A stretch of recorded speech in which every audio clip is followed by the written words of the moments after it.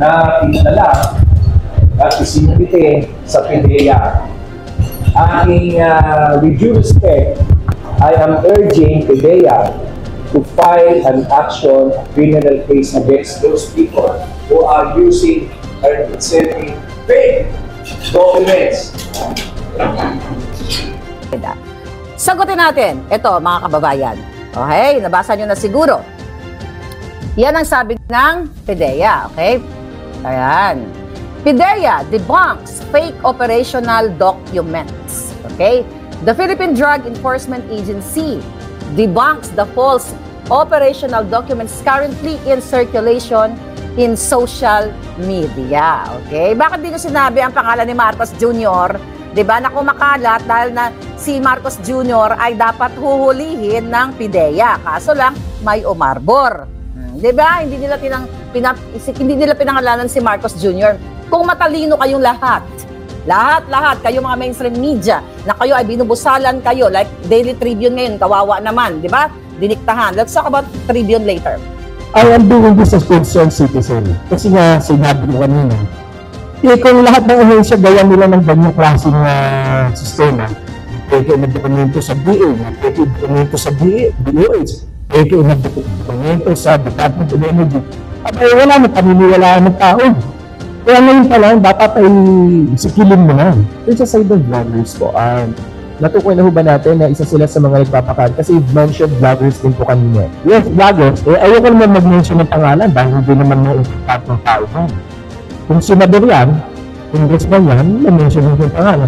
Pero kung isang luka-luka, mahampas lupa, so we confirm na dinig ko pa nga, dating GRO sa Olympic po, hindi ko siyempre i-mention na. So, hindi ko sir, we confirmed na vloggers yung nagpapakala. O, vloggers, sa issue ngayon, ay vloggers yung nagpapakala. Sabi ni Lazo na walang na-immoral na isang judgemonyo dyan sa PDEA. 2 pictures of documents were posted online. An authority to operate and pre-operation report, both dated March 11, 2012. Alright. PDEA ran check through its plans and operation reports management information system or PORMIS and found that no such operation was logged on said date. Intindihin natin yan, mga palangga. Sabi ng PDEA, actually yan din ang sinabi nila dati nung nagsalita si Pangulong Duterte sa may isog na nakita niya sa listahan si Kuting. At yan din ang sagot ni Lazo, ni Lisa Tanas, dahil sila nagpapatakbo ng PDEA, na hindi nakita sa kanilang database. I'll answer that. Sabi niya, PDEA ran a check through its plans and operations reports management of information or system of PORMIS and found that no such operations was logged on said date. Wala talagang makikita dyan sa database. You, PDEA people, alam nyo ang sinasabi ko at sinasabi nitong ulol ninyong boss. You know why? Bakit? Kaya nga ang sabi ko, dito sa mga papel na ito, ay binili o inarbor ng isang mataas na cabinet secretary ni Noynoy. Sino yon? Pangalanan na natin siya. Ayon sa ating source, ang nagpigil, allegedly, nung time na yon, ay ang partner ni Lisa Tanas Marcos sa kanyang law firm na si Ochoa, dating executive secretary ni Noynoy. According to our puting ahas, si Ochoa ang isa sa humarang nitong supposedly dito kay Kuting. Sabi dito sa pre-operation report, name of target, no alias. Kasi buong-buo yung pangalan niya dito, no alias. This is March 11 of 2012.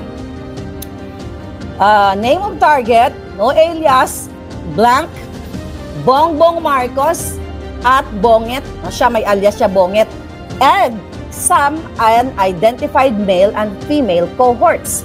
So gusto niyo na bang malaman etong artista na ito? Kung sino ang kasama ni Marcos Jr. na sumisinghot nung mga time na yon, nung 2012. Ito ang clue. Okay? Ito yung kanyang mga litanya sa pelikula. Sabi niya, may relasyon ba kayo ng asawa ko? Relasyon? Relasyon! Querida, kabit, number 2, mistress, relasyon! Terry, huwag mo ako makateri-teri. Yung tanong ko ang sagutin mo, are you fucking my husband? Yan ang clue. Mga palangga, yan ang clue. Relasyon? Relasyon. Querida, kabit, number 2, mistress. Relasyon.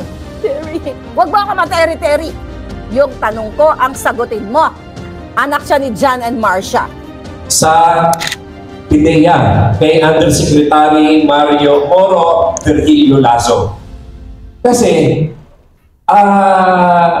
palala ng palala itong eskema na ginagawa ng mga social media bloggers na naglalabas sila ng mga peking dokumento na galing daw PIDEA na meron daw report na ganito. May mga nilalabas sila ng mga kontrobersiya na ang tanging ginagawa lamang ng PIDEA ay hindi totoo yan, peke yan. Walang ganyan sa record namin, walang ganyan report. Hanggang ganun lang ang kanilang sinasabi. These social media bloggers and bearer of fake news, peddlers of fake news, are damaging the integrity of the agency. Hindi naman sapat yung basta ka na lamang mag-deny. Dapat dito aksyonan nila. Ako ay nagbibigay ng pakiusap at ang suwisyon dito sa PIDEA na kasuhan ninyo itong mga naglalabas ng dokumento na ito. Ng mga peke, mga peddlers of fake news, yung mga dokumento na hindi naman talaga ginawa ng PIDEA. Dapat hindi lamang binayal ang gawin ng PIDEA, hindi idinanda nila sapagkat ito ay talagang binababay na nila ang integridad ng PIDEA. And dito, meron tayong prinsipyo sa batas. Whoever is the holder, whoever is the bearer of the false document is presumed to be the one who made it. Kaya kung sino nagpapakita niya, yun ang ibinanda nila. Dahil meron presumption sa batas na kung ikaw ang may hawak niyan at yan ang pinangalan bakal mo, ikaw ang gumawa.